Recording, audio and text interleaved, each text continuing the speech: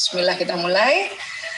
Ya, jadi kita hari ini sebenarnya kemarin dapat judulnya agak-agak bingung juga nih apa maksudnya ya. Cuman ya saya tangkap aja lah, wow ini maksudnya di dalam kondisi seperti ini ya. Tapi saya juga kaitkan dengan kondisi apa yang dilakukan oleh Askar Kauni ya, yaitu mengaji dengan teknik-teknik yang keren banget tadi menurut saya ya. Apalagi saya belajar tentang ilmu otak. Jadi hari ini juga cerita tentang ilmu otak ya. Baik. Jadi kalau ya saya lihat ada sahabat-sahabat saya juga yang hadir hari ini ya, alhamdulillah sering banget lihat seminar saya tentang otak. Ini saya kembali ulang, inilah otak manusia. Allah ciptakan ditaruh di paling atas di dalam kepala ya.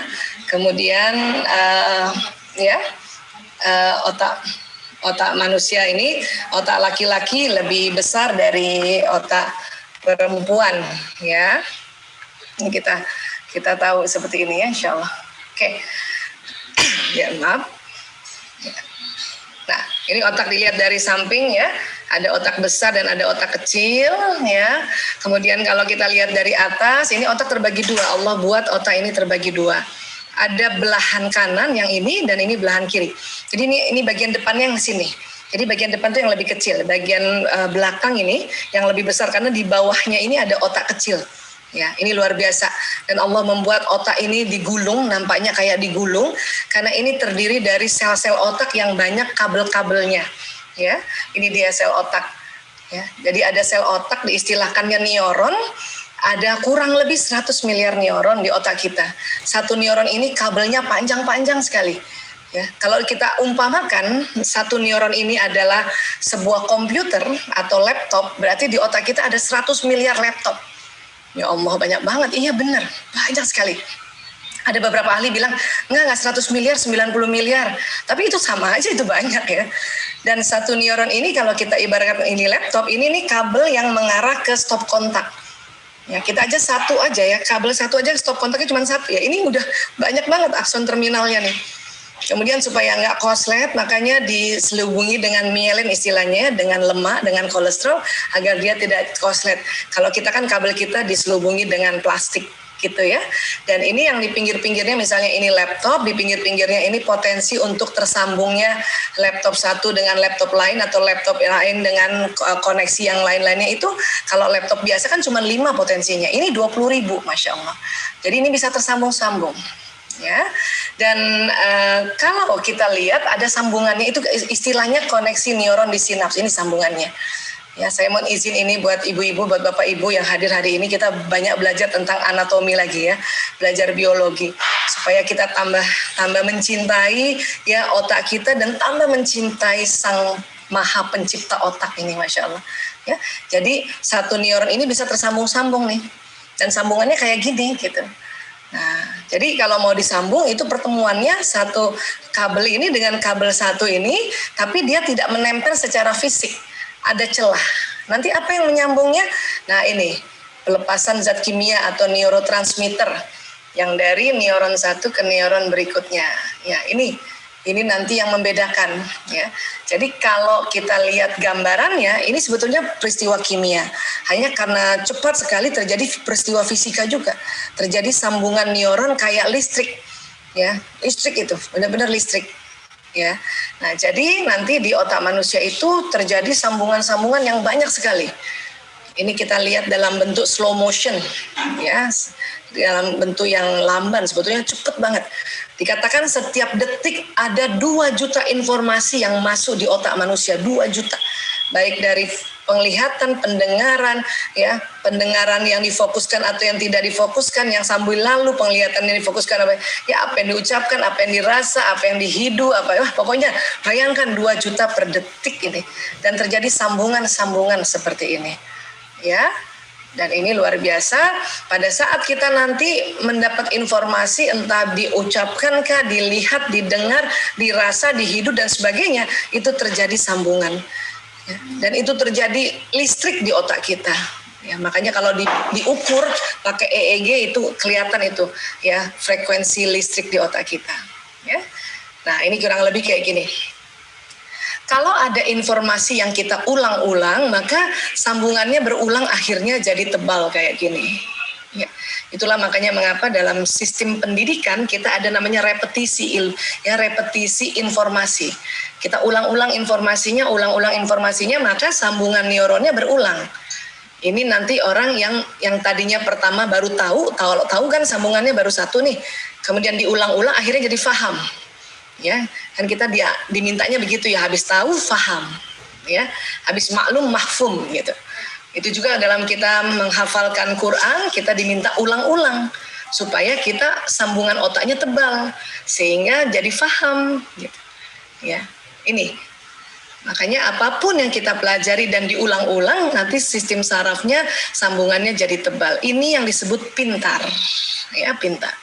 Nah, kalau cerdas gimana Bu Isa? Kalau cerdas itu upaya untuk menyambungkan sel saraf yang baru.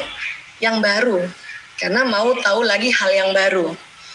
Ya, jadi kalau kita melihat hal yang baru, mendengar hal yang baru, bertemu orang baru, melihat tempat baru, ya, merasakan ya kondisi-kondisi baru, itu membuat cerdas. Termasuk pandemi ini kan sesuatu yang baru. Hampir semua negara ini baru, paling mereka duluan aja beberapa minggu atau beberapa bulan mengatasi pandemi ini. Jadi pandemi ini karena sesuatunya banyak yang baru, kondisinya yang baru, maka kita tersambung neuron-neuron baru. Sebetulnya itu membuat kita cerdas. Akhirnya karena kepepet kita muncul kreativitas, makanya muncul kecerdasan kan gitu. Kalau hal yang biasa berulang itu jadi pintar. Ya, gitu juga kalau kita sudah hafal Quran 1 juz kan akan terjadi sambungan neuron yang tebal. Kemudian kita hafalkan juz baru, itu tersambung lagi neuron yang baru, diulang lagi dan akhirnya tebal lagi. Nanti antara juz 1 dengan juz 2 dia ada kolerasinya. Nanti neuron satu dengan neuron lain tersambung lagi. Masya Allah. Pokoknya kalau kita bisa buka cara kerja otak kita, kita sangat kagum pada Sang Maha Pencipta, pada Allah. Ya, nah ini. Baik, kemudian ya, jadi kalau misalnya nih di otak ya, tadi kan kita lihat ya. Nah, ini otak kita kalau kita lihat pakai functional MRI itu ada listriknya tuh. Itu ada sambungan-sambungan neuronnya. Ada yang berulang, ada yang baru gitu. Hari ini misalnya saya baru pertama lihat Mbak Ai, dengar suaranya tuh tersambung tadi neuron saya yang baru Mbak. Ya, cuman tadi saya siapa ini ya gitu. Nggak tahu kalau Mbak Ai, kalau namanya Mbak Ai udah duluan. Makanya saya tanya supaya sambungan neuron saya makin kuat. Jadi tentang wajah sudah tersambung, tentang nama sudah tersambung. Tadi ada beberapa sahabat-sahabat saya yang sudah pernah saya lihat, ada Mbak Suci dari Lembang, itu berarti saya ada sambungan lagi, berarti makin pintar saya itu karena berulang sambungannya. Ya, seperti itu. Oke. Nah, kemudian ya, nanti otak terbagi dua kan, belahan kiri dan belahan kanan, ya. Nah, apa sih fungsi dan tugasnya otak kiri dan kanan, ya? Belahan kanan itu, ya, ini mengatur imajinasi, ide, intuisi, hayalan, warna, gambar, rileks, bermain, bergerak, benda, musik, teknologi, sintesa. Nah, ini dia, ya.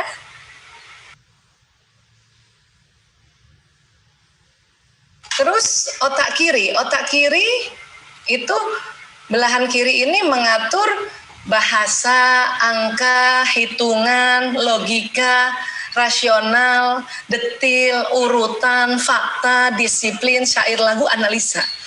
Ini kalau dihafal semua nanti malah lupa Bun, ya. Coba deh ayah bunda atau para bapak ibu guru coba lihat. Pokoknya nih yang kanan ini yang rileks saja, yang kiri yang serius. Makanya sengaja ada tulisan juga, ada gambar supaya ingat aja. Ini yang kanan ya, ini orangnya hadap sana, ini tengkuknya, ini otak kanan yang ini. Ya. Nah, ini tadi ini bagian yang rileks, yang asik-asik aja, ya. Ada gerakan tadi. Makanya tadi pas saya lihat cara menghafal Qur'annya, ini luar biasa nih di Askar Kauni, ya. Yang misalnya nih Quran kan teratur nih, kata-katanya teratur, ya, itu kiri yang bekerja. Karena ini kiri keteraturan, ya, urutan, ada urutannya, ya, bahkan detil. Nah, tapi kemudian karena ya Quran itu sendiri sebetulnya karena hurufnya dinamis, tidak stabil, tidak monoton, dia sudah menstimulasi kanan. Apalagi waktu kita lafazkan ada iramanya ya, ada kayak musiknya atau irama ya. Itu kanan sudah distimulasi. Apalagi pakai gerakan tadi, ada gerakan, ada intuisi, imajinasi dan rileks sambil kayak bermain gitu ya, itu kanan. Jadi pada saat menghafal apapun dengan mengaktifkan otak kiri kanan itu cepat ingat dan cepat hafal. Ya, termasuk kalau orang-orang ya menghafalkan lagu ya ini syairnya di kiri, ya iramanya di kanan. Lagu Indonesia Raya kalau cuman Indonesia Raya, Merdeka Merdeka itu baru kiri itu yang bekerja. Tapi kalau Indonesia Raya, itu kanannya. Sehingga lagu Indonesia Raya kita hafal kan gitu. Ya, nah ini. Jadi kiri yang serius, kanan yang rileks ya. Nah, ternyata dalam surat Ali Imran ayat 36, Bismillahirrahmanirrahim ya. Dan laki-laki tidak sama dengan perempuan. Ya, walaisa dzakaru kal unsa. Ya, artinya apa? Memang ternyata ya, ini ayat ini tidak satu ayat ya, seperempat ayat. Kemudian diteliti oleh banyak ilmuwan seluruh dunia, ternyata betul laki-laki nggak sama dengan perempuan. Apalagi otaknya, program-program otaknya walaupun sama punya otak, ya, tapi ada perbedaan-perbedaan yang Allah desain atau Allah ciptakan, ya. Termasuk tadi otak kiri kanannya. Apanya sih Bu Aisyah? Ya, dari kecil nih, otak kiri anak perempuan berkembang lebih cepat dari otak kiri anak laki-laki. Kiri yang ini ya tadi ya, yang serius ya. Jadi artinya apa? Artinya anak perempuan akan mampu berbicara lebih awal dan lebih baik dibanding anak laki-laki. Bunda, siapa yang punya anak perempuan, Bun? Umur 3 tahun udah bisa ngomong kan anak perempuan ya? Iya, sudah bisa bicara dan mampu membaca lebih awal serta belajar bahasa dengan lebih cepat. Ini anak perempuan karena kirinya sudah lebih tersambung tadi neuronnya tadi. Ya. Kemudian bagaimana anak laki-laki? Laki-laki otak belahan kanannya berkembang lebih cepat dari otak kanan anak perempuan. Jadi anak laki-laki otak rileksnya, otak bermainnya, otak warna, otak imajinasi, otak ide dan sebagainya dia lebih cepat berkembangnya daripada anak perempuan. Ya, lebih cepat berkembangnya. Oke. Nah, terus otak kanan anak laki-laki berkembang dan bertumbuh lebih cepat dari kirinya. Jadi kalau anak perempuan ini ya, kita lihat ya, anak perempuan itu seimbang kiri kanannya, laki-laki kanannya duluan lebih ya tersambung neuronnya tadi. Nanti kita lihat gambarnya ini ya. Ya. Kita lihat gambarnya. Jadi apa sih yang terjadi? Sambungan neuron di otaknya, bukan volumenya ya. Nah, ini. Ya, ini otak kanan, ini otak kiri. Nah, otak perempuan dari 0 hari sampai 6 tahun, itu sambungan neuron tadi yang kita lihat tadi, sambungan koneksi, itu perempuan kiri kanan seimbang. Jadi otak serius sama otak rileksnya perempuan seimbang. Laki-laki otak kanannya duluan yang dominan dibanding otak kirinya. Dia jomplang, kalau orang Betawi bilang jomplang ini. Kanannya dominan, kirinya ya masih belum lagi banyak tersambung seperti kanannya. Ya, kalau perempuan stabil, tapi kanannya perempuan kalah dengan kanannya laki-laki. Maka kalau kita mau mengajarkan membaca, berhitung atau baca Quran pada anak laki-laki, kita akan menstimulasi otak kanannya lebih dominan. Ya, lebih dominan, lebih banyak bermainnya, lebih banyak gerakannya, lebih banyak mungkin sambil dia berdiri kah atau sambil dia jalan-jalan kah dan sebagainya. Termasuk misalnya kita mau ajarkan dia membaca tulisan huruf Latin misalnya. Kalau anak perempuan pakai kertas biasa ada tulisan bola, bobo, lala bola, ya tidak pakai gambar udah bisa. Kenapa? Karena otak kirinya, otak teraturnya, otak bacanya sudah jalan. Ya, ditambah lagi kalau ada gambarnya, kanannya terstimulasi. Laki-laki karena kanannya lebih dominan, dia cuman tulisan saja nggak mempan itu anak laki-laki usia begini kalau hanya lewat tulisan. Dia harus ada warna di tulisan itu. Makanya Quran yang ada warnanya itu bagus sekali untuk menstimulasi otak baik laki-laki maupun perempuan, apalagi laki-laki. Ya, kalau tadi kita mengajarkan bola, maka mending beli bolanya dulu, beli bolanya, bendanya, baru tempel tulisan bola. Itu laki-laki lebih gampang mengenal huruf itu. Ya, nah ini. Kemudian apalagi umur 6 sampai 12 tahun perempuan sama kiri kanannya seimbang. Ya, laki-laki tetap kanannya, baru kirinya baru mulai. Ya, makanya dikatakan anak laki umur 6 tahun baru siap untuk belajar membaca ya dan berhitung dan juga baru siap untuk teratur, baru siap saya katakan, baru siap. Karena kanannya masih dominan. Itu tadi saya perhatikan di Askar Kauni banyak sekali ekstrakurikuler, itu menyenangkan sekali. Menyenangkan buat anak perempuan apalagi anak laki. ada berkuda tadi, ya, ada mana tadi juga ya, berenang. Itu keren banget. Dan anak laki-laki yang sekolahnya banyak seperti itu, dia seneng banget. Kenapa? Otak kanan yang distimulasi. Karena memang Allah desain anak laki-laki itu dari kecil kanannya dulu nih. Ya, kanan ini adalah otak yang imajinasi, otak ide, otak intuisi, otak bergerak, otak bermain, otak benda, ya, dan otak hikmah itu kanan, sintesa namanya. Ya. Nah, tentu anak laki-laki senang main, makanya tadi kalau ada sekolah banyak dilakukan permainan-permainan itu, aduh senang banget anak laki ya. Perempuan juga senang, apalagi anak laki. Ya. Kemudian 12 sampai 18 tahun perempuan tetap kiri kanannya seimbang, laki-laki masih kanannya dominan tapi kiri sudah mulai. Makanya mungkin anak SMP sudah bisa menganalisa gitu ya. Kapan anak laki-laki otak kiri kanannya seimbang? Ya, setelah nanti 18 tahun ke atas, pas dia kuliah. Antara otak kreatif dan analisanya seimbang. Perempuan dari kecil sampai kapanpun Allah buat memang seimbang. Karena perempuan dipersiapkan juga menjadi seorang ibu, menjadi seorang istri yang harus seimbang otaknya itu. Cara berpikirnya seimbang. Baik analisa maupun sintesa. Baik otak serius maupun otak rileks. Laki-laki memang kanan dulu ini. Kenapa? Ini laki-laki ternyata ya salah satu dari ya jutaan manfaat. Kenapa perkembangannya begini? Karena yang pasti taunya itu hanya Allah yang tahu ya. Allah alam bisawab ya. Hanya para ilmuwan itu melihat, mengobservasi, oh pantesan laki-laki kanannya duluan, karena laki-laki diberikan ya tanggung jawab untuk menjemput nafkah, ya, bekerja. Dan ini kalau bekerja otak kanan harus bermain, ya, otak kerja dan otak yang ada banyak ide kreatif, ya, dan otak teknologi. Nah, kanan teknologi. Jadi kalau laki-laki pun misalnya kita baca Quran dengan sebuah teknologi, seneng banget anak-anak. Apalagi anak sekarang. Anak sekarang itu istilahnya digital native.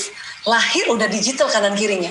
Bahkan mungkin waktu dalam rahim ibunya, ya, si anak itu sudah merekam bahwa ibunya pegang gadget. Itu sudah terekam di otak.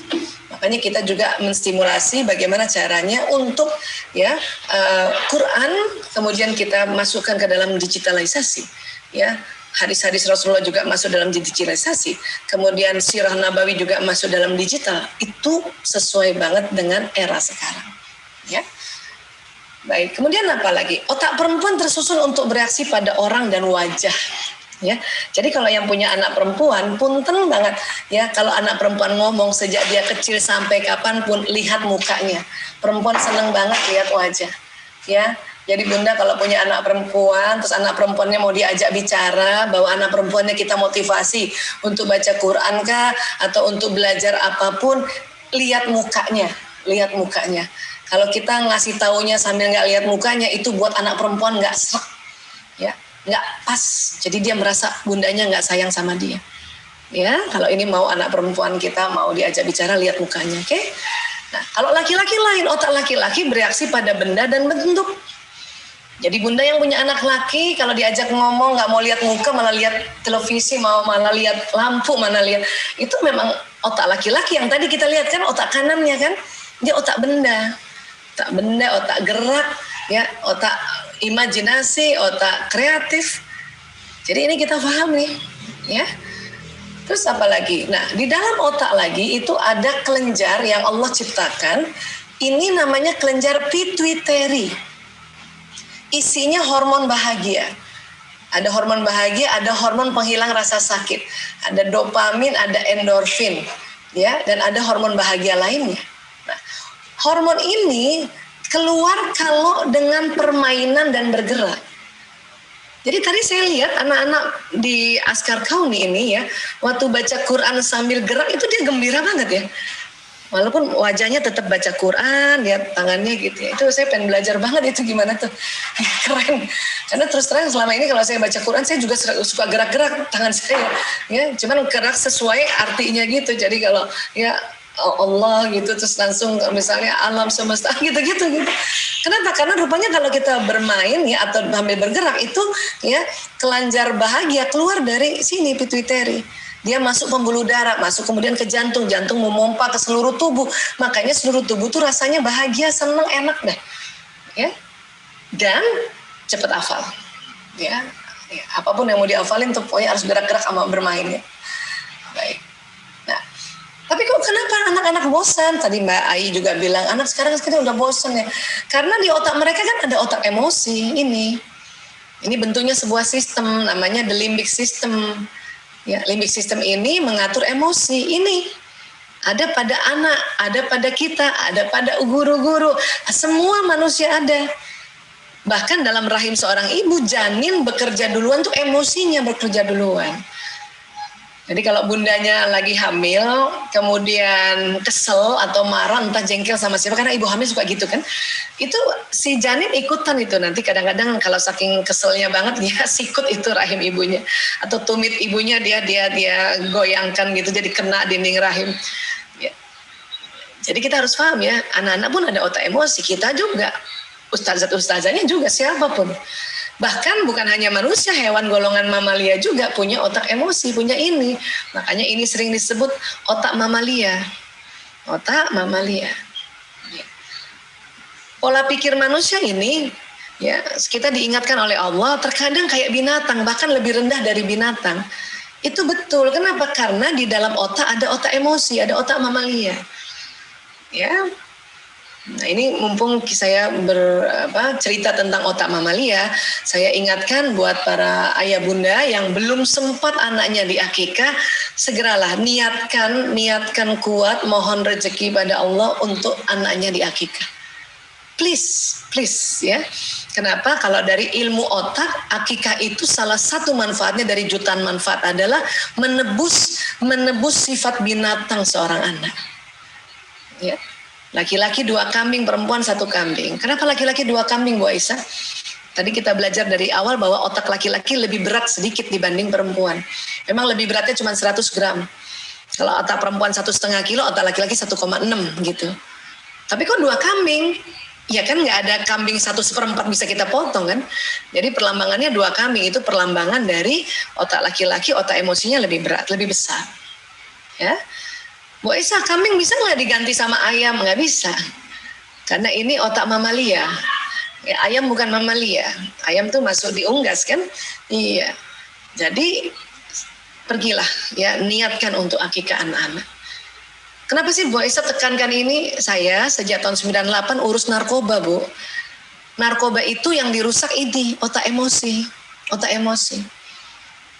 Tapi ada anak pecandu narkoba juga, ya setelah pakai narkoba kan memang jelas otak emosi yang rusak nih.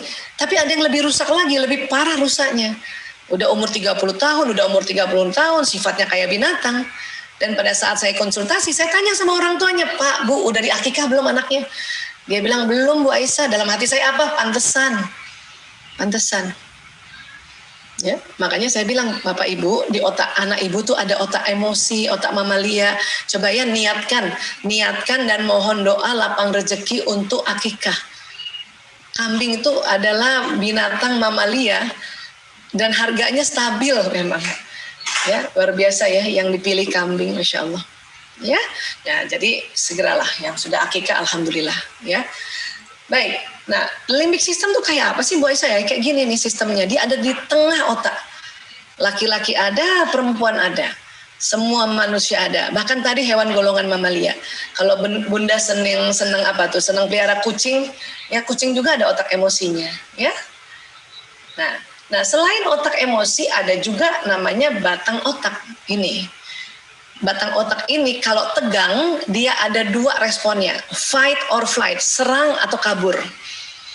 Jadi kalau anak-anak batang otaknya tegang menghadapi orang tua atau kita orang tua tegang menghadapi pandemi, maka batang otaknya ya itu kerjanya tuh selalu pengen nyerang aja atau mau kabur aja, pengen marah aja, pengen gemes aja atau langsung ngambekan. Nah, itu bisa terjadi pada kita. Karena batang otak ini sesungguhnya Allah ciptakan untuk, ini batang otak ya, untuk melindungi manusia dari serangan luar.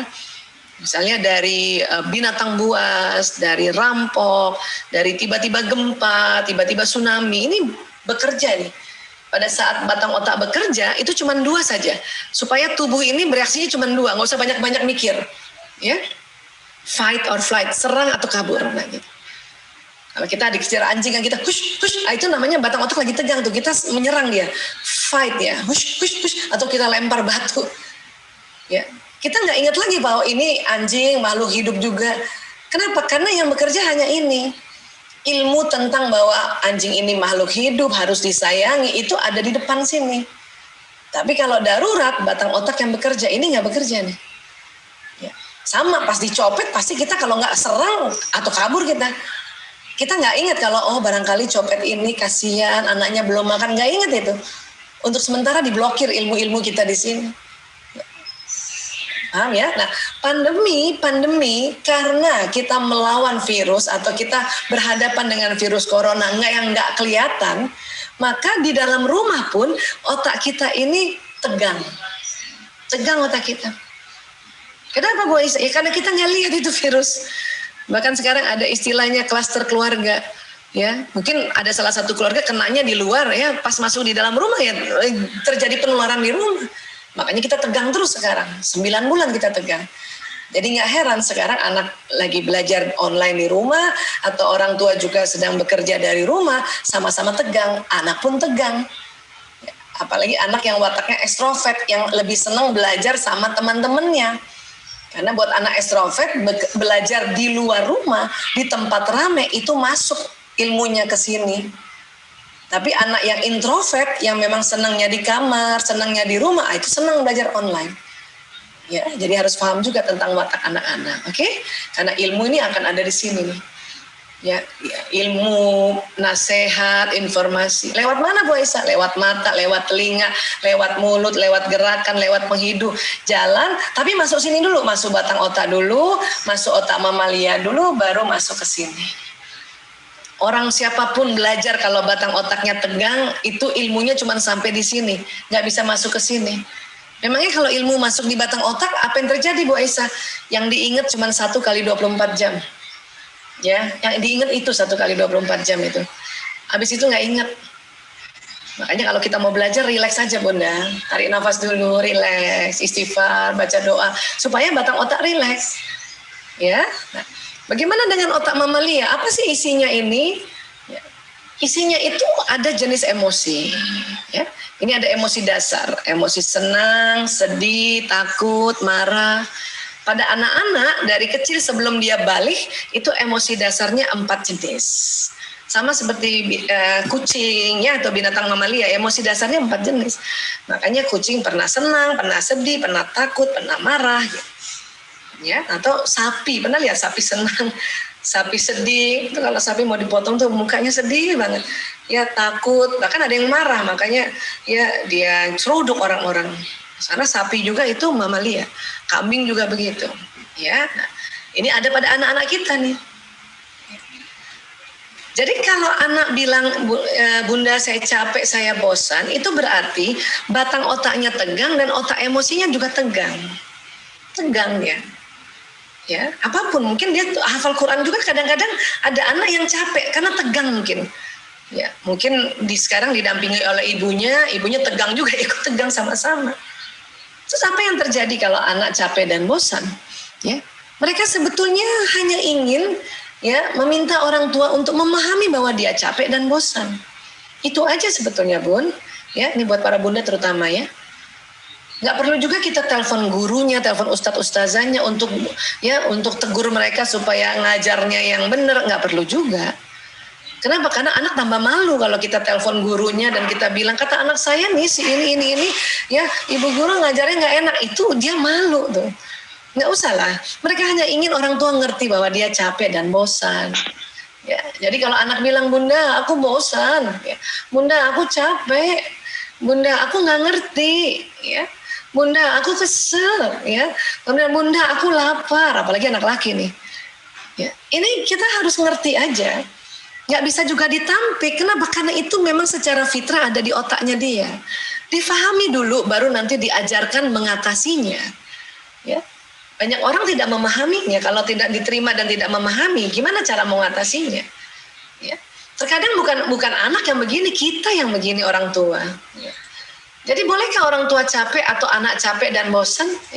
Capek, Sebetulnya kalau secara ilmu otak dan kita lihat itu ada emosi-emosi yang ada negatif dan positif, berarti sebetulnya boleh capek dan bosan, boleh. Kalau dibilang boleh. Ya. Nanti setelah boleh kita cari bagaimana ya supaya merubahnya menjadi emosi yang positif. Tadi itu anak-anak 4 ya, sedih, marah, takut dan senang. Kalau orang dewasa itu jauh lebih variasi, nggak cuma 4 lagi nih, ada 10. Ini kita nih, dan ini ada semua di otak kita, nggak bisa hilang. Makanya nggak heran kadang kita sedih, kadang kita takut, bahkan kadang apati apa sih Bu Aisyah? Ini rasa putus asa, nggak ada gunanya saya jadi ibu, nggak gunanya saya jadi istri, itu berarti apati. Dan ini rendah sekali. Kalau ilmu emosi digabungkan dengan ilmu hawa nafs, inilah tadi lawama, ini yang di bawah banget. Apati, sedih, takut. Amarah itu yang di tengah ini. Rakus, marah, sombong, ini amarah ini. Itu nafsu hayawan juga sering disebut ini. Tapi nafsu juga termasuk emosi juga, nggak cuma negatif saja. Ada yang positif. Dan nafsu juga ada yang positif, yaitu mutmainnah. Dan inilah mutmainnah.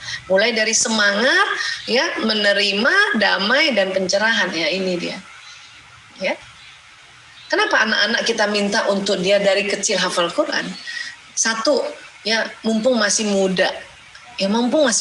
Kedua, ditemukan metode-metode yang cepat menghafal.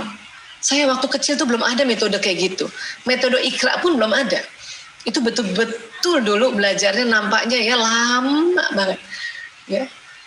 Jadi saya kalau lihat anak-anak kecil hafiz Quran dengan umur muda, ya Allah terharu banget. Ya. Terus kalau kita baca Quran ternyata ayat demi ayat dan bila tahu artinya kita bisa sampai ke pencerahan. Ke mutmainnah yang level topnya, TOP, BGT top banget. Emangnya kenapa Bu Aisyah kalau kita berada di level mutmainnah? Banyak untungnya. Atau kalau bahasa kita banyak pahalanya. Keuntungan pertama saja adalah kita bisa orangnya ya masuk ke zona ikhlas. Itu keuntungan pertama. Keuntungan kedua, imunitas naik kalau dari sisi kesehatan ya. Vitalitas juga naik. Jadi kita kerja bisa lebih banyak yang kita kerja kalau kita ada di sini. Dan cara gampang baca Quran. Baca Quran dan mengkaji Quran. Tuh. Luar biasa ya. Sholat juga bisa masuk ke pencerahan asal sholatnya nggak buru-buru. Sholatnya tumakninah, lahan-lahan. Bahkan diambil juga sholat sunnahnya bisa sampai sini. Ya, kalau sholatnya buru-buru nih lagi sedih, sholat buru-buru atau lagi takut sholat buru-buru, ya bisa-bisa dia sudah naik tapi sampainya marah. Ya, makanya habis sholat masih marah itu karena sholatnya buru-buru, tidak tumakninah. Oke? Dan ini ada semua di otak kita dan dia bisa setelah naik turun lagi. Ya. Ini wajar, ini lazim. Yang penting pada saat kita turun cepat-cepat naik ke atas. Kenapa Bu Aisyah harus cepat-cepat naik ke atas? Supaya kita tidak jatuh berlama-lama di lawamah dan amarah. Kenapa? Banyak kerugiannya kalau kita lawamah dan amarah. Anak-anak juga kita ajarkan tentang level emosi ini. Hanya kalau dia belum balik ya sudah 4 tadi. Sedih, takut, marah, dan senang. Kalau dia lagi sedih, ya fahami, iya nak, bunda ngerti kamu sedih, iya nak, bunda ngerti kamu capek, iya nak, bunda juga kalau jadi kamu bosen nak. Itu yang kepengen oleh anak-anak, difahami emosinya ini. Nah, setelah itu baru bantu dia naik ke atas. Caranya gimana Bu Aisyah? Nanti ada beberapa cara kita belajar ya. Bahaya apalagi sih kalau kita selalu terus di bawah? Ini Bun, depresi. Kita aja bisa depresi, apalagi ibu-ibu perempuan cepet banget depresi. Kita kalau udah sedih berkepanjangan, berminggu-minggu bisa merasa apati, nggak berguna. Rasa apati nggak berguna, berminggu-minggu bisa depresi. Apa sih depresi itu Bu Aisyah? Ada keinginan mencelakakan diri sendiri. Bentur-benturin kepala di tembok, atau ambil pisau, kita gores-gores tangan. Ya, atau ada ide, percuma saya hidup, lebih baik saya mati. Ya, itu namanya depresi Bu. Ini kalau udah depresi itu ibu nggak bisa tolong sendiri, harus bawa ke profesional, harus bawa ke dokter psikiater ya. Lebih khususnya lagi, dokter umum masih bisa, dokter psikiater lebih khususnya lagi. Ini bahaya nih. Tahu-tahu gantung diri ibu. Ya, tahu-tahu loncat dari atas. Dan bukan hanya orang dewasa, anak-anak juga, walaupun 4 emosinya tadi, dia bisa masuk ke depresi juga. Nah kalau sudah akil balik kan remaja, nah ini kan emosi pada remaja juga ini, remaja makanya bisa juga depresi. Ya, gara-gara online ada beberapa kasus ya, memang tidak banyak, tapi ini juga perlu menjadi perhatian. Ada beberapa kasus anak-anak depresi, bunuh diri. Hanya gara-gara tugasnya kebanyakan, ya, tapi gurunya nggak bisa dihubungi karena memang sinyal nggak ada, tempatnya jauh, kadang-kadang gitu. Atau gurunya sudah dikasih tahu, guru menganggap bohong aja, itu bisa bikin anak depresi. Atau orang tua yang ya menekan anak sehingga anak depresi. Hati-hati banget, nauzubillah min dzalik. Ya, makanya. Oke. Jadi apa cara gampang naik ke atas? Tarik nafas panjang. Ini cara umum, cara sangat umum. Makanya banyak sekali teknik-teknik bernafas. Nafas pendek, nafas dalam, nafas dada, nafas perut, dan sebagainya. Ya. Namun kita keluarga muslim ya, salah satu diajarkan kita adalah disuruh apa? Istighfar. Saya senang sekali kalau cerita atau jelaskan tentang istighfar. Ya. Kenapa senang ya? Karena ini sudah terbiasa kita kan istighfar. Hanya kadang kita suka lupa atau tidak tahu bahwa istighfar itu luar biasa fadilahnya. Banyak sekali fadilah istighfar ada di Quran dan di hadis. Saya ambil satu saja ini dari Rasulullah SAW bersabda, siapa saja rutin membaca istighfar, maka Allah akan memberikan solusi atas setiap kesulitannya, penyelesaian bagi setiap permasalahannya, dan dia akan memberinya rezeki dari jalan tak terduga. Ya. Jadi kalau kita anggap kondisi sekarang sulit, anak-anak sulit, ya, kemudian ngapa-ngapain sulit, kita rutin aja baca istighfar, perbanyak baca istighfar. Allah memberi solusi insya Allah. Ya. Kalau kita anggap kondisi sekarang masalah, perbanyak istighfar, astagfirullahaladzim. Rutin itu bukan cuma tiap hari ya, rutin pagi, siang, malam, ya pagi, siang, sore, malam, bahkan sambil kita duduk pun itu kita istighfar. Dan kalau kita anggap rezeki ini sedang tertunda atau banyak hambatannya, termasuk rezeki kesehatan, karena kita kemana-mana jadi khawatir sakit kan. Rezeki ilmu juga, karena banyak para bunda, ayah bunda menganggap online gak efektif. Jadi ilmunya kurang, kata mereka, kata orang tua. Padahal untuk kondisi sekarang online efektif. Dan Masya Allah, ya, dengan kondisi pandemi online sudah ada, Masya Allah. Ya, jadi istighfar aja Bu. Kalau kita ada perasaan, ibu berperasaan, ya, anak lagi belajar online, terus ibu ngerasa bahwa nggak efektif banget dia, kayaknya dia nggak dengar tuh gurunya ngomong, udah istighfar aja Bu. Astagfirullahaladzim. Kenapa? Karena nanti yang memberi ilmu kan, yang maha punya ilmu Allah. Minta sama Allah, ya Allah, ya Alimu, ya Ghaib, ya Syahada, ya Fattah, ya Rashid. Yang beri kecerdasan itu Allah. Mohon Allah, ya Allah, ya tambahkan ilmu, tinggikan kecerdasan anakku. Karena belajar bukan hanya lewat online. Dia nonton film juga belajar, dia sedang bermain juga itu belajar, ya. Bermain apapun, bermain bersama saudaranya belajar, bahkan sedang bertengkar sama saudaranya, itu anak sedang belajar. Belajar apa? Belajar bagaimana memecahkan masalah. Udah ibu istighfar aja dari jauh kalau lihat anak berantem, astagfirullahaladzim. Kenapa? Allah memberi rezeki. Dari mana saja, termasuk rezeki ilmunya. Termasuk juga rezeki harta. Kalau bunda buka dompet cuma 1 lembar uangnya, istighfar. Ya. Untung sudah terbiasa bukan? Astagfirullahaladzim. Terus aja istighfar, astagfirullahaladzim. Dan yakinkan diri kita bahwa Allah memberi rezeki dari jalan tak terduga. Ada ibu-ibu pernah tanya sama saya, masa sih dok cuma istighfar aja ya kita dapat rezeki? Iya memang. Saya yakin banget, yakin karena Rasulullah SAW yang bersabda, dan ini hadisnya sahih ya, dari Abu Daud, Ibnu Majah, Hakim, dan Baihaqi. Dan ya sudah setiap hari dirasakan, alhamdulillah, Masya Allah. Ya. Termasuk anak-anak, kalau kita merasa anak kok dia ngantuk-ngantuk ya di depan online ya, atau tuh anak sambil belajar tetap main ya, kok kayak gitu ya, istighfar aja ibunya, astagfirullahaladzim. Ya. Selain menaikkan emosi ini, Allah memberi rezeki dari jalan tak terduga, termasuk rezeki ilmu, ya. Atau melihat anak kok nggak hafal-hafal ya, terus anaknya misalnya ngeluh, Bunda, aku nggak hafal-hafal juz ini gitu. Istighfar nak, ajarin anaknya istighfar nak, astagfirullahaladzim. Istighfar dulu, nggak usah macam-macam kita mikir. Istighfar dulu nak, istighfar. Nanti kalau istighfar sudah dilafazkan, nah barulah kita tingkat tempat yang lain lagi, ya. Coba nak doa nak, Robbi zidni ilman warzuqni fahman gitu. Tapi istighfar dulu. Karena seperti biasa kalau tegang otak kita ilmu itu terblokir sementara. Dan istighfar karena sudah dari kecil, maka insya Allah dia otomatis astagfirullahaladzim. Ya. Nah sekarang ada orang bilang anak dari ortu darting, ya orang tua darah tinggi. Kalau saya nggak mau loh, saya nggak mau bilang kayak gini. Ibu-ibu kalau ada yang ngomong kayak gini stop ya bu, ya nggak mau saya. Ya orang tua darah tinggi itu bukan karena anak dari, orang tua darah tinggi itu karena turunan genetik, pembuluh darahnya kaku. Memang pencetusnya banyak. Tapi kalau kita sering ngomong kayak gitu tadi nih, kayak gini nih, ya itu nanti benar-benar kejadian. Sudah relax saja. Jadi maunya apa Bu Aisyah? Bagusnya apa kita bilang? Anak dari ortu sharing berbagi aja. Kalau ibu nggak ngerti pelajarannya sharing, Bu ya sharing sama sekolah dan guru. Tanya aja wali kelas, Bu gimana ya ini ya? Tanya gurunya, nggak apa-apa kok sekarang sekolah-sekolah paham tentang ini. Kalau masih ada guru yang kekeh nggak mau ngajarin atau yang pelit ilmu, hati-hati nanti dia kena sendiri itu balanya ya. Sudah. Tapi saya yakin guru-guru sekarang, Masya Allah, kepala sekolah, guru-guru, ustadz-ustazah, ngerti ini soal kayak gini. Ngerti, Masya Allah. Atau sharing dengan siapa? Dengan pasangan hidup dan anak. Susah Bu Aisyah ngomong sama suami saya nggak ngerti-ngerti. Ya, ngomong sama anak nanti kasihan, keberatan. Ya kasihan juga ya, beberapa orang masih susah ya ngomong sama pasangannya ya.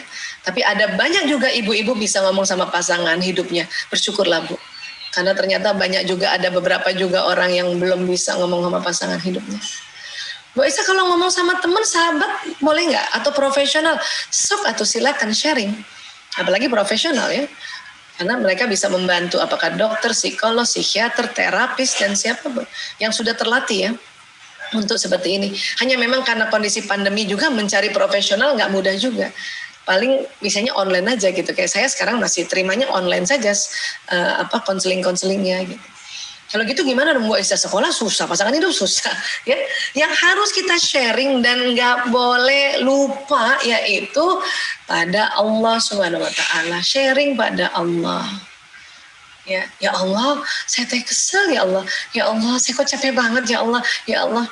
Dan saya yakin para bunda ya, ayah bunda terutama bunda ya, ini udah terbiasa ya. Ya Allah, bahkan kita kurang garam aja gitu. Ya Allah, kurang garam. Ya Allah gitu. Itu adalah habit atau kebiasaan yang luar biasa tuh, bagus kan. Ya, benar-benar sharing pada Allah. Ya Allah, saya kok kesel ya Allah. Ya Allah, saya kok sedih. Benar-benar sharing sama Allah ya. Karena dekade sekarang banyak orang sharingnya di media sosial. Ini ada beberapa ya layanan masyarakat ya, curhat tuh sama Allah bukan ke sosmed. Kadang-kadang kita memamerkan luka hati di IG, WhatsApp, Facebook, sosmed lainnya ya. Dan orang suruh nonton itu bukannya dibantu malah diketawain kadang-kadang. Ya. Kalau saya memang bukan orang sosmed sih saya. Kadang-kadang aja saya ke sosmed karena itu pun ya diminta sebetulnya oleh tim untuk berbagi. Tapi nggak pernah sharing-sharing. Mending sama Allah, ya Allah saya sedih banget. Ya Allah saya kesel banget. Ya ngomong sama Allah. Itu cara yang benar, baik, pantas, ya. Baik. Nah, sekarang ya kita juga selain kita sharing pada Allah, hati-hati bicara. Ya.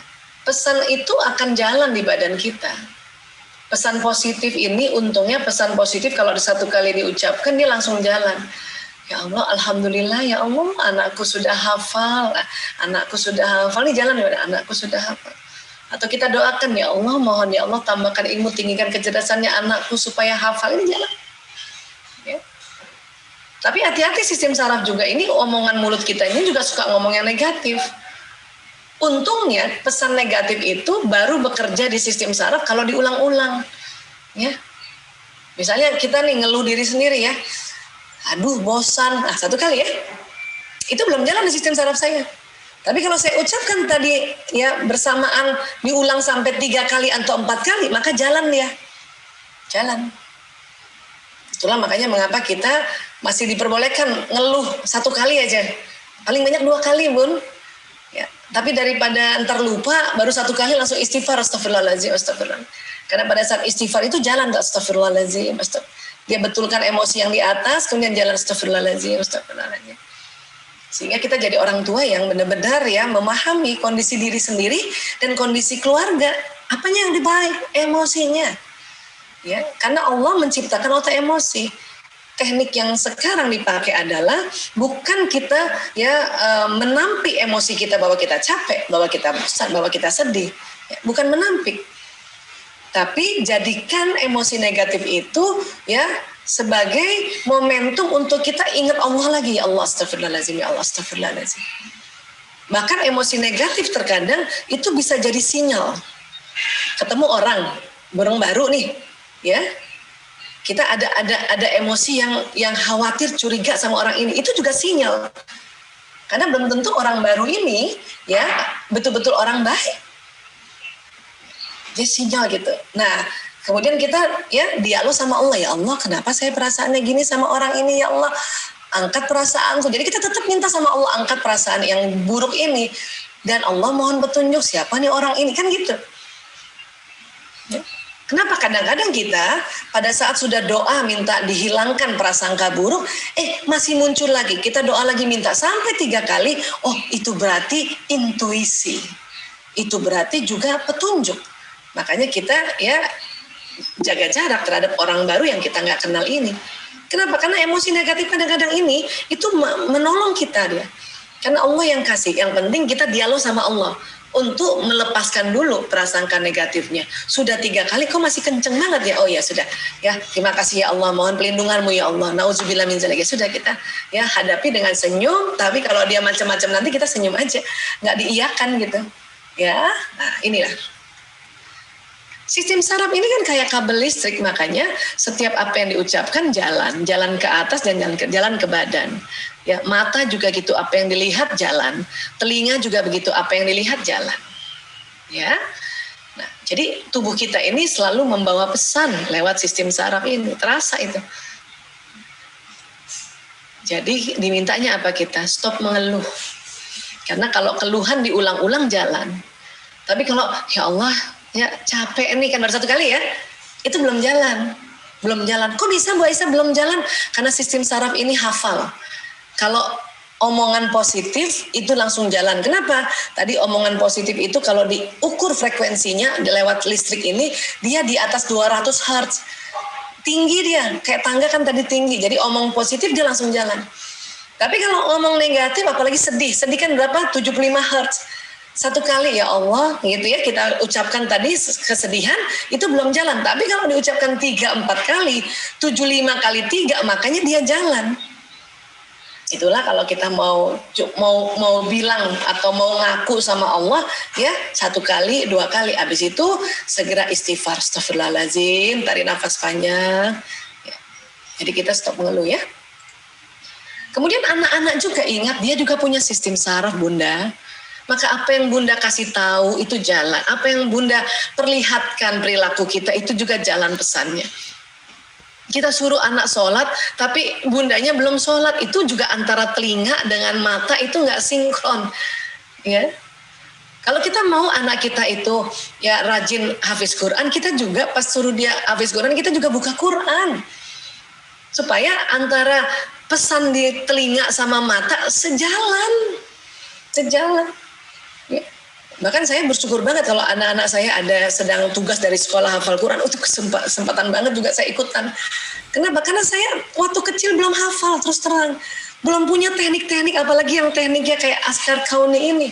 Belum ada. Mana ada, boleh dulu malah baca Quran nggak harus diem. Kalau nggak disabet. Mana boleh goyang-goyang kayak gitu, mana boleh dulu.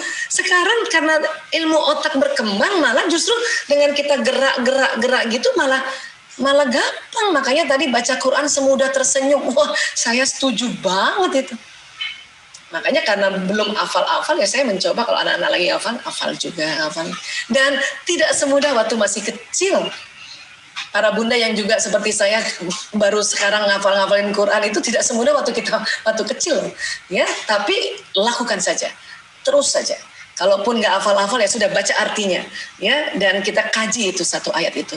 Kenapa? Karena satu ayat ini bisa dipakai dalam kehidupan kita. Ya, baru satu loh, apalagi semuanya, Masya Allah. Ya. Dan juga anak-anak Bun, kadang-kadang kalau dia diam, dia lagi juga menterapi dirinya. Dia lagi pada mikir. Sekarang ini anak-anak karena kelamaan di rumah mikir, kalau berenang enak kali ya, kalau di tepi pantai enak kali ya. Jangankan gitu, kalau jalan-jalan naik sepeda enak kali ya. Nah, pada saat dia sedang membayangkan gini, kan ini kerja otak kanan ya Bun. Ini akan menstimulasi hormon dopamin tadi. Biarkan aja juga. Saya malah suruh anak-anak, ibu aku nggak masuk pelajaran matematika.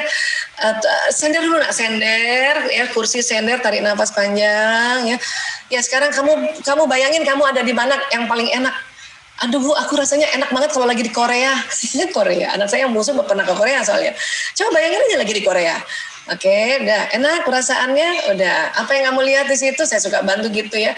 Ya seneng Bu makan kimchi, makan makanan Korea ya.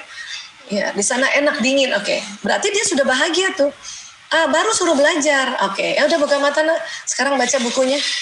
Itu jauh lebih menyenangkan daripada kita paksa, atau anak lagi bengong sedikit, lagi menghayal atau lagi berimajinasi, lagi di pantai kita marahin, ngelamun aja. Ayo belajar. Oh. Tambah susah tuh, tambah susah. Listriknya jalannya kandas ya. Nah ini, oke. Baik, dan perempuan itu butuh bicara. Yang punya anak perempuan, kalau dia capek, kesel, ya, atau dia mogok misalnya, Bun, aku nggak mau hafal Quran dulu deh. Ajak bicara. Perempuan tuh butuh bicara, ya. Otak perempuan tidak menyimpan masalah seperti otak laki-laki. Masalah bagi perempuan terus berputar-putar di dalam kepalanya, ya. Satu-satunya cara perempuan melepaskan masalah dari kepalanya adalah membicarakan masalah tersebut untuk mengungkapkannya. Kadang anak-anak perempuan bisa nangis loh gara-gara ngafalin pelajaran. Aku nggak bisa ibu, aku nggak bisa Umi, ini gurunya nggak jelas banget. Biarin Bu. Iya nak. Dan stop untuk nasihatin, diam aja dulu. Ya, kalau perlu usap-usap belakangnya. Kalau kamu mau nangis aja. Ya, kita yang bacakan di punggungnya istighfar, bacakan salawat, diusap kepalanya supaya lepas. Karena anak-anak belum pandai untuk memanage emosi sendiri. Ya, nanti setelah dia nangis, itu malah dia lebih plong, baru ngafalnya lancar. Kita juga kalau udah mulai besar, udah mulai remaja, udah mulai ibu-ibu, tuh seneng aja kalau udah bisa ngomong kan. Ya. Karena itu saat seorang perempuan berbicara di akhir harinya, tujuannya adalah melepaskan ganjalan hatinya, bukan untuk mencari kesimpulan atau penyelesaian. Jadi kadang perempuan lagi ngomong itu dia nggak butuh nasihat, biarin aja kan. Paling usap-usap, kita paham. Karena nanti setelah dia udah ngomong, udah lepas, itu dia punya kayak ada Allah menuntun lagi, kayak Allah memberikan tuntunan, bimbingan lagi itu di dalam kepalanya, langsung paham. Ya. Tahun 99 ada penelitian di Institute of Psychiatry London, dikatakan lokasi pengendalian bicara dan bahasa dalam otak laki-laki dan perempuan berbeda memang. Makanya perempuan lebih banyak ngomong. Ya, ini kita lihat nih. Laki-laki sehari antara 2.000-4.000 kata, 1.000-2.000 bunyi vokal, 2.000 sampai 3.000 gerakan tubuh. Komunikasi laki-laki 7.000. Coba kita lihat perempuan, 20.000 Bun. Kita tuh 20.000, terdiri dari 6.000 sampai 8.000 kata, 2.000 sampai 3.000 bunyi vokal, 8.000 sampai 10.000. Beda banget dengan laki-laki. Apalagi Bunda yang punya suami pendiam, pemikir. Itu yang 5.000 loh Bun. Bu Aisyah, kok suami saya senang ngomong, itu yang 9.000. Tapi kita 20.000. Bu Aisyah, saya kayaknya perempuan yang pendiam, itu yang 16.000. Kalau kayak saya yang pembicara kayak gini bisa 24.000, tapi rata-rata ini 20.000. Dan ada penelitian gini, wanita bila dalam sehari komunikasi kurang dari 16.000 kata, ya maka tidur malamnya nggak nyenyak. Itulah makanya ya biarkan ngomong. Anak-anak juga begitu, apalagi sudah akil balik, udah remaja. Dia kesel biarin ngomong. Dan ingat anak perempuan, lihat mukanya. Ya, jangan kasih nasihat dulu sampai diusap-usap punggungnya. Kalau perlu dipeluk, kalau bunda, ya. Atau kadang-kadang anak perempuan gini, Bunda, aku minta peluk, udah peluk aja. Nggak usah macam-macam. Saya biasanya kalau peluk anak perempuan saya bacain salawat di kupingnya, ya. Atau kalau misalnya dia mau ujian, ya Allah, saya bilang ya Allah, mohon ya Allah anakku, sebut namanya Aisyah Rahmina Herliza Ragil Sismadi binti Prianto Sismadi, tambahkan ilmu, tinggikan kecerdasan. Itu dibisikkan di telinganya. udah kelas 1 SMA, kelas 10 aja seneng banget deh gitu kan. Kenapa? Karena apa yang dibisikkan itu jalan ke sistem sarafnya dan otaknya siap untuk belajar. Ya. Laki-laki bagaimana? Laki-laki curhat tanpa suara dengan diri mereka sendiri. Jadi ketika seorang laki-laki duduk sambil menatap sesuatu, sebuah alat scan otak memperlihatkan bahwa laki-laki itu sedang berkomunikasi dengan diri mereka sendiri di dalam kepalanya dan tidak suka diganggu. Kalau lihat anak laki-laki remaja atau jangan kan remaja, anak laki-laki yang masih kecil aja, dia diem bengong, itu lagi mikirin masalahnya. Kenapa nak? Capek ya? Iya bun. Udah. Kalau mau minum di sini ya nak. Karena anak laki-laki itu harus dia disiapin makan minum. Saya dulu salah, saya punya anak 4 laki-laki, dia lagi bengong gini, kenapa Prio? Capek ya? Iya. Kenapa sih nak? Boya cerita sama ibu kan ibumu. Itu anak laki-laki gak suka digituin. Juga bapaknya. Kalau ayahnya lagi kayak gini, mukanya udah cuman bilang, ayah capek ya? Iya, oh mau minum apa? Mending tanya gitu. Gak usah sok-sokan merasa, ya kenapa sih Boya cerita sama saya kan istrimu, ibu dari 5 anakmu, ya belahan jiwamu, gak usah. Ya, suami saya kalau udah saya desek-desek untuk cerita dia begini tangannya. Tuh berarti udah tahu tuh, oh nggak mau diajak ngomong. Jadi sabar aja bun. Nanti anak laki-laki atau suami kalau sudah merenungi masalahnya, dia sudah siap, dia akan cerita sama kita. Sabar aja. Mending kalau kayak gini siapkan makan dan minumnya.